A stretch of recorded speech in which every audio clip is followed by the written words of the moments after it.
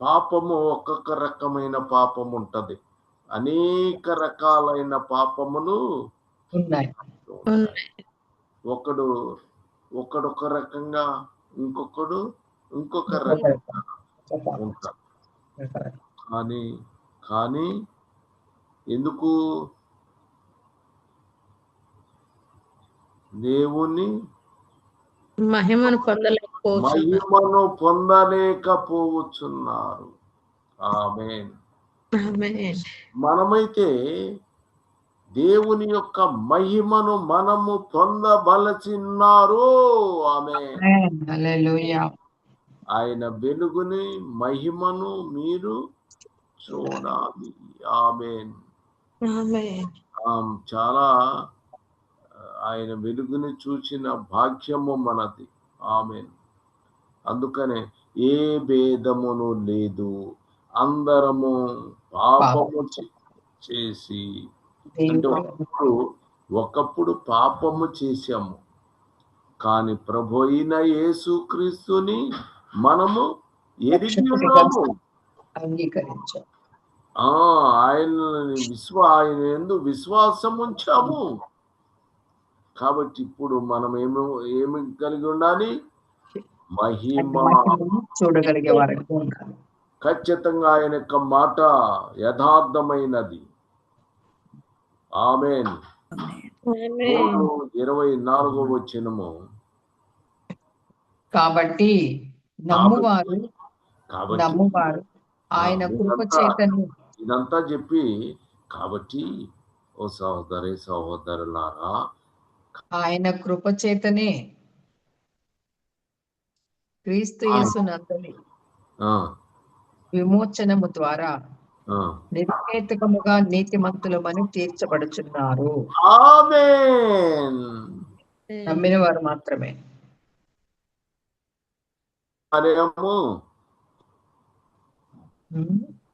ఉచితముగా నీతిమంతులమని తీర్చబడుచున్నాం.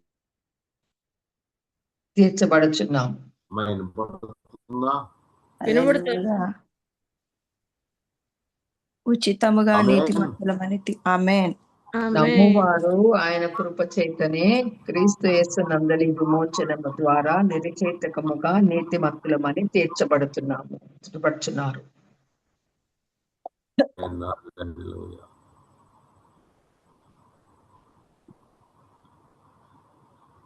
ఆమేన్. రోమీలు 4:21. 4:21. దేవుని మహిమపరిచి ఆయన వాగ్దానం చేసిన దాన్ని నెరవేర్చుటకు సమర్థుడని రూఢిగా విశ్వసించి విశ్వాసము వలన బలము నొందెను. వినపడిందా బ్రదర్? సరిగ్గా రావట్లేదు మా. వస్తుంది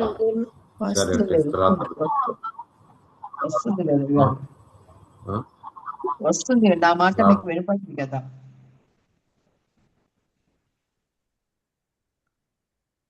రోమియోకు రాసిన పత్రిక 4:21 చదివాను, మళ్ళీ చదువుతాను.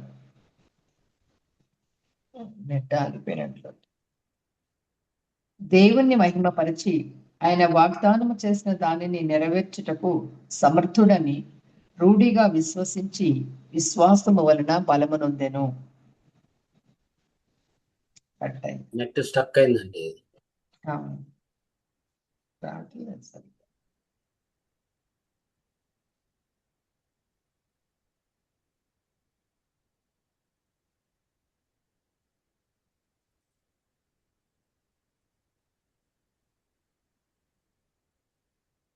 హలో, పాడండి అమ్మ ఎవరన్నా ఒకరు.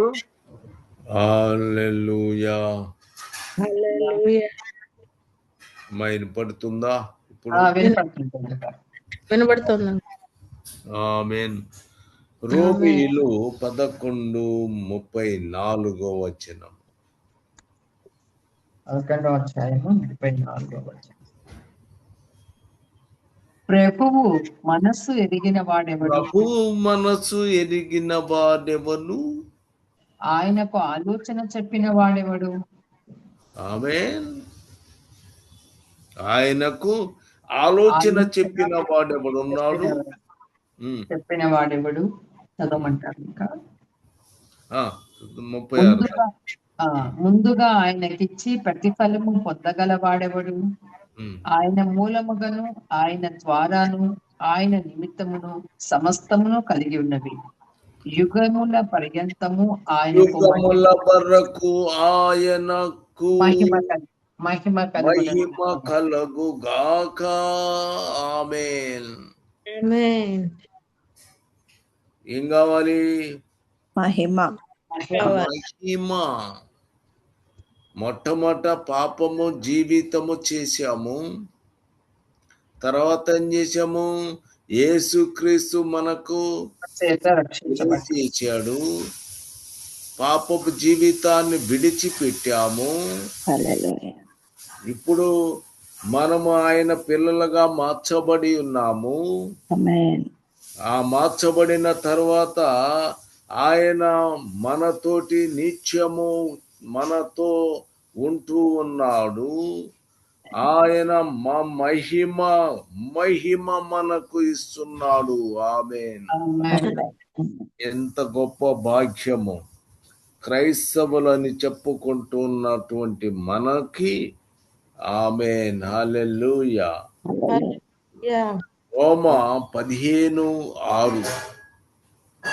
15:6.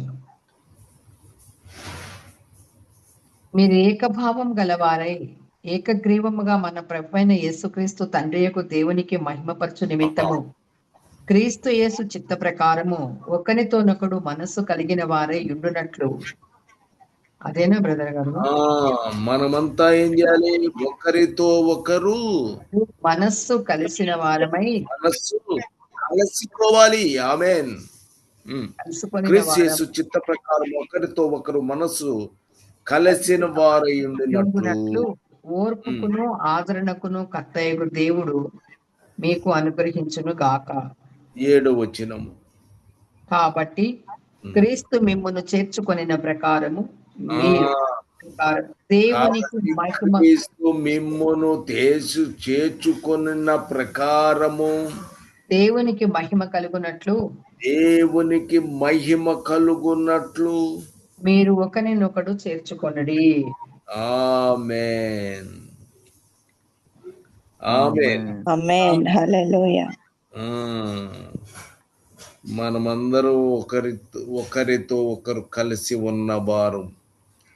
మనమందరం కూడా క్రైస్తవులము. మనమెవరము? క్రైస్తవులము. ఆయన పిల్లలము. మనందరినీ ఒకే వారుగా మనమున్న ఆయన కట్టుకున్నాడు. ఆమేన్. రోమా 16:26. అనాది నుండి సమస్తమైన అన్యజనులు విశ్వాసము 16:26 కలిసిపోయి ఉన్నాయి బ్రదర్. 25, 27. యేసుక్రీస్తును గూర్చిన ప్రకటన ప్రకారం యేసుక్రీస్తును గూర్చిన ప్రకటన ప్రకారము మిమ్మును స్థిరపరచుటకు శక్తిమంతుడును అద్వితీయ జ్ఞానవంతుడునైన దేవునికి యేసుక్రీస్తు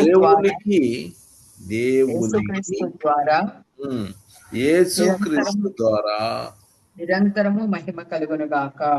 ఆమేన్. దేవునికి మహిమ కలుగును గాక. ఎవరి ద్వారా? యేసుక్రీస్తు ద్వారా. యేసుక్రీస్తు ద్వారా దేవునికి నిరంతరము మహిమ కలుగును గాక. ఆమేన్. హల్లెలూయా. ఆమేన్. ఇప్పుడు 1 కొరింథీ 6:19.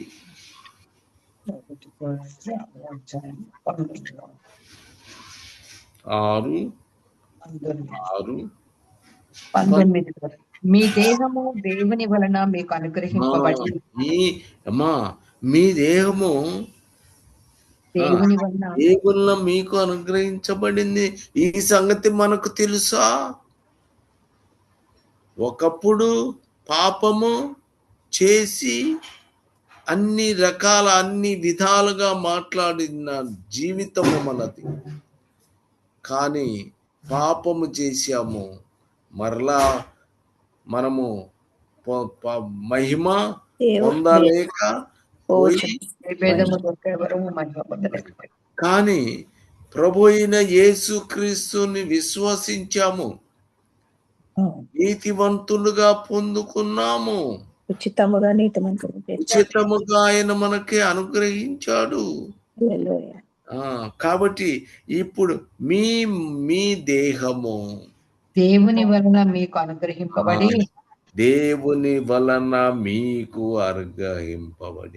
ఇప్పుడు పరిశుద్ధాత్మకు ఆలయమై ముందున్నటువంటి పాప జీవితము మనది కాదు. ఆ జనం ఉన్నారు ఎవరు ఇంకా పాపము చేసేటువంటి వారు ఇంకా ఉన్నారు కదా.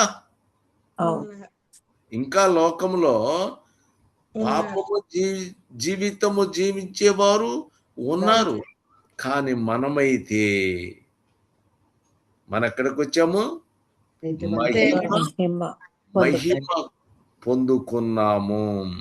ఎందుకంటే మీ దేహము దేవుని వలన ఉన్నటువంటి క్రైస్తవులు ఎవరైతే దేవుని సన్నిధికి వచ్చి ఉన్నారో మీ దేహములు అన్ని కూడా, ఈ దేహము చదవమ్మా ఇప్పుడు, మీ దేహము దేవుని వలన మీకు దేవుని వలన మీకు అనుగ్రహింపబడి ఆమేన్ మీలోనున్న పరిశుద్ధాత్మకు ఆలయమై ఉన్నది. మీలోనున్న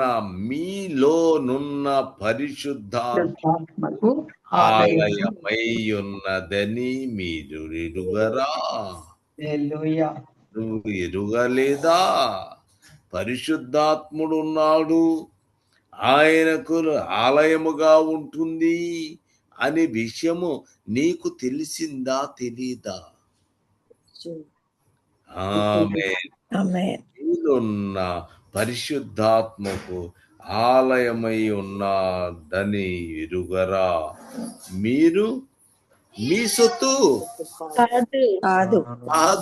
ఆమేన్, హల్లెలూయా.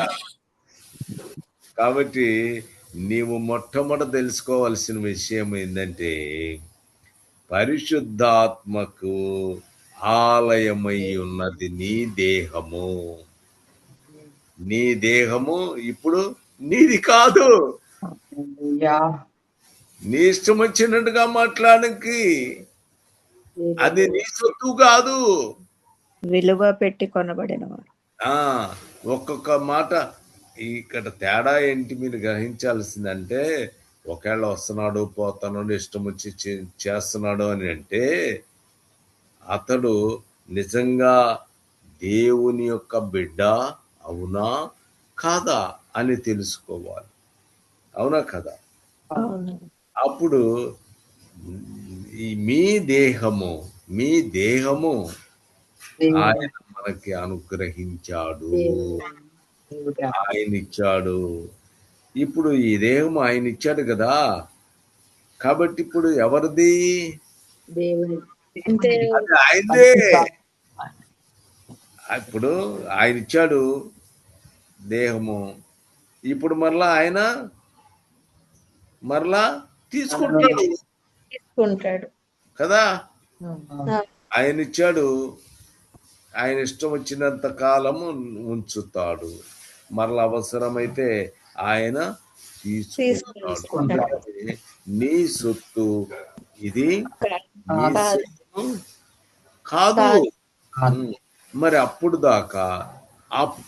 వరకు కూడా మీ దేహముతో దేవుణ్ణి మహిమపరచాలి. పరిశుద్ధాత్మను ఆలయంగా కట్టుకున్నాడు. ఆమేన్. ఆమేన్.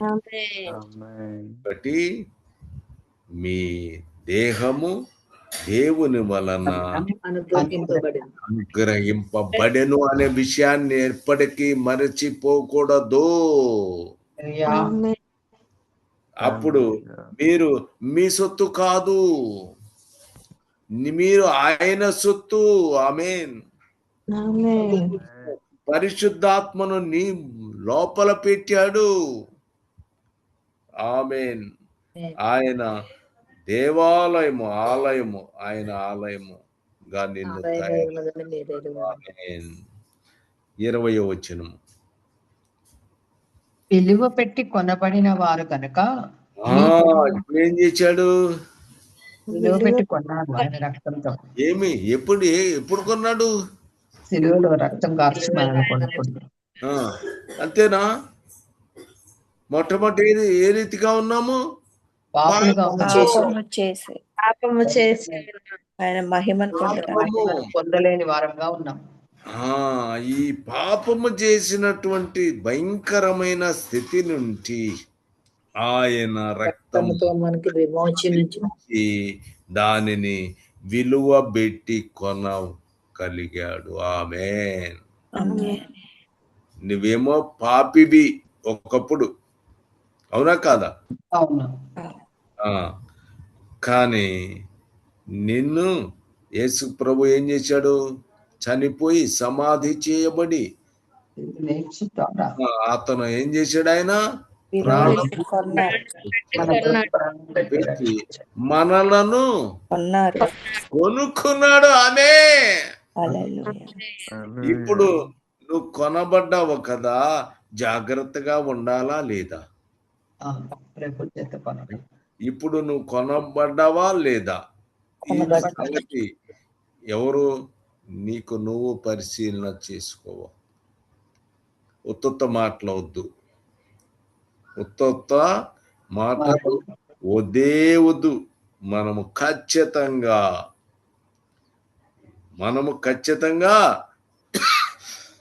ఆయన చేత కొనబడిన వాడు, కొన్నాడు. ఆయన కొనబడిన వాడు మీ దేహముతో దేవుణ్ణి మహిమ చెయ్యాలి, మహిమ పొందాలి. ఆమేన్. పరచాలి ప్రభువు. ఆమేన్. హల్లెలూయా. కనుక ఇప్పుడు మనము ఒక క్లారిటీ, నేను దేవుని కొనుక్కున్నాడు కాబట్టి ఇక నా దగ్గర ఏమీ లేదు, ఏమీ కూడా ఏమి చేయలేను, నా వల్ల ఏమీ ఆయన చెయ్యాలి. సమస్తము యేసుక్రీస్తు ప్రభువు మాత్రమే చేయగలడు. ఇక నేను అనే ప్రశ్న నీకొద్దు. ఇక నేను నాది నాది నాది ఇవన్నీ ఎవరికి ఎక్కడైనా ఉందా? నీవి ఒక్కటి కూడా నీది కాదు. నువ్వు ఖచ్చితంగా ఆయన గట్టిగా పట్టుకోవాలి. యేసుక్రీస్తు ప్రభువుని గట్టిగా మనం పట్టుకుంటే ఆయన నడిపిస్తాడు. ఎందుకంటే పరిశుద్ధాత్మ ఆయనను నడిపిస్తాడు. ఆయన ఆలయం కదా, నీ హృదయము ఆయన ఆలయము కదా. ఇప్పుడు నీవు ఆయన ఆలయమై ఉన్నావు. ఆమేన్. హల్లెలూయా. ప్రార్థన చేసుకుందాం. ఇప్పటికే చాలా టైం అయిపోయింది.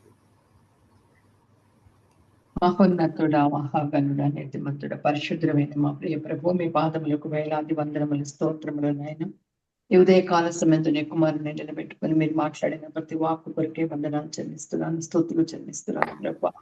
ఒకప్పుడు మేమంతా కూడా తండ్రి నేను ఏ భేదము లేదు, అందరూ పాపం చేసే దేవుడు అనుగ్రహించి మహిమని పొందలేని స్థితిలో ఉన్నప్పుడు దేవా నీ కృప చేత నీ ఎందు విశ్వాసం కలిగి ఉండటం ద్వారా దేవా నమ్మిన వారి తండ్రి నేను దేవుని కృప చేతని ప్రభు యేసుక్రీస్తు ద్వారా మమ్మల్ని నీతిమంతులుగా తీర్చినందుకు స్తోత్రాలు చెల్లిస్తున్నాను దేవా.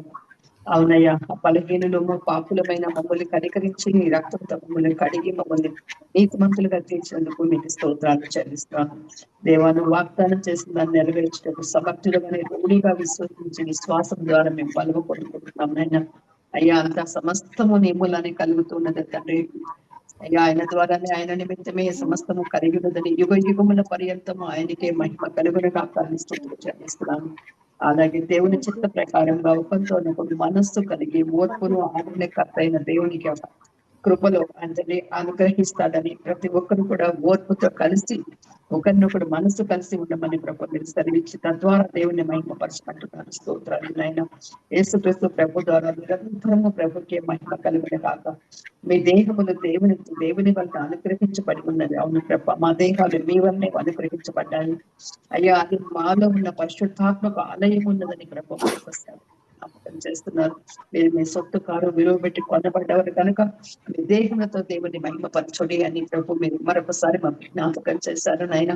మా దేహాలు మావి కాదని, భూమి ఆకాశం ఇవన్నీ కూడా మావి అనే భ్రమలు మాకు లేకుండా ఈ దేహమే నీది ప్రభు, నువ్వు కొనుక్కున్న దేహం అని గ్రహించుకుని నీకు లోబడి నీ విశ్వాసం లోబడి నీ చిత్త ప్రకారమైన జీవితంతో కలిసి ఓర్పుతోనో ఆదరణతోనో నాయన అయ్యా ఒకరినొకరు మనసు కలిగి మేము ఈ లోకంలో జీవిస్తూ నీ నామానికి మహిమకరంగా ఎప్పుడు దయచేయమని ప్రార్థిస్తున్నాను.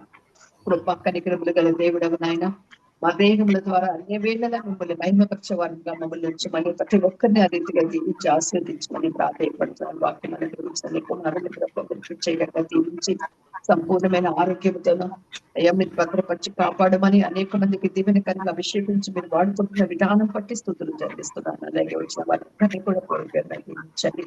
అలాగే నా తండ్రి మరొక దాసుడు కుమారుడు ప్రభు వాక్యం ప్రకటించిన ఇంటుండగా స్వాధీనపరచుకోనండి. ఆయన ద్వారా మీ స్వరాన్ని అయ్యా వినగల చెవి ప్రభు తండ్రి చిన్న మాటలు వినగల చెవి మాకు అనుగ్రహించండి నాయన. ఇవన్నీ కూడా తండ్రి మా దేహాల ద్వారా దేవుని మహిమపరచడానికి ప్రతిరోజు మీ వాక్యం విని మీ చిత్త ప్రకారంగా నడవడానికి మమ్మల్ని మేము సరి చేసుకోవడానికి మీరు మాకు రోజు ఈ విధమైన ఆహారాన్ని ఇస్తూ బలపరుస్తున్న విధానం బట్టి మరొకసారి మీకు స్తుతులు చెల్లిస్తూ ఇరువురు బిడ్డల్ని కూడా మీరు ఆశీర్వదించండి. వచ్చిన వారిని దీవించి ఆశీర్వదించమని మీరే మహిమ ఘనత పొందుకోమని ప్రభుని యేసుక్రీస్తు వారి నామములో ప్రార్థించి స్తుతించి సమర్పిస్తున్నాము తండ్రి.